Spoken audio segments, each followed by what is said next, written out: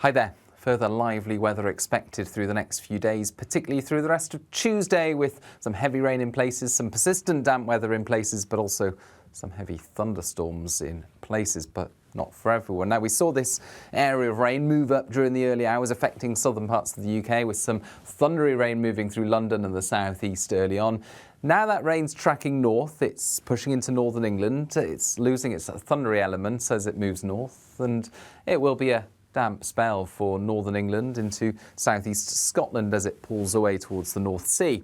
Elsewhere, towards the west and the south, skies brighten, sun comes out, but the humid air and the unstable air at the moment will lead to the risk of further hit and miss thundery showers. Western Scotland, Northern Ireland, parts of Wales and the southwest prone to these thundery downpours, some hail and lightning mixed in. But one particular focus area, mainly early to mid-afternoon, is towards the east and southeast of England. You can see these showers popping up on the map there, and these could be particularly fierce thunderstorms with 2 centimetre hail, frequent lightning and especially torrential rainfall. Now, if these come off, and there's a question mark about whether everything's going to come together for these thunderstorms to break out, but if they do, then they could be very serious. The air is actually stabilising across the southeast later in the day, so it's early to mid-afternoon, the greatest risk time for these thunderstorms. Risk of flash flooding, of course, where any thunderstorms occur, but as I said, nowhere is guaranteed them, even if you've got a yellow warning. Some places will stay dry. It's going to feel humid wherever you are. Temperatures in the low 20s. Some parts of northern Scotland could reach 23 or 24 around the Moray coast, and 26 or 27 towards the southeast of England.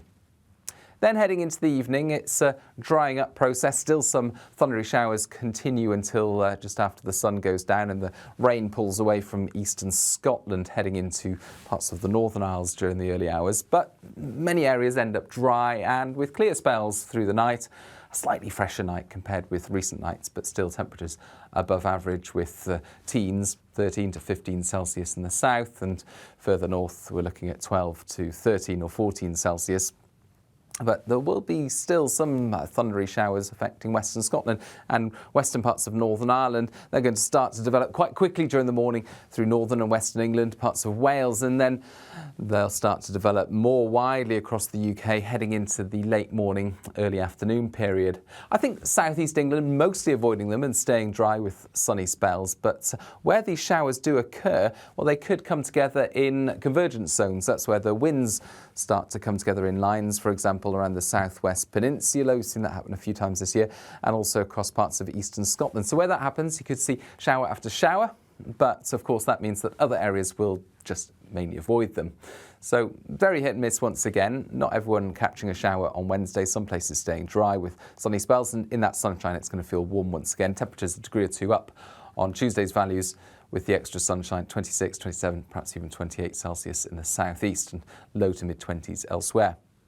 Then any showers that do form tend to disappear into the night, and clear spells expected overnight, with, again, temperatures above average, but slightly fresher feel compared with the high humidity that we've seen recently.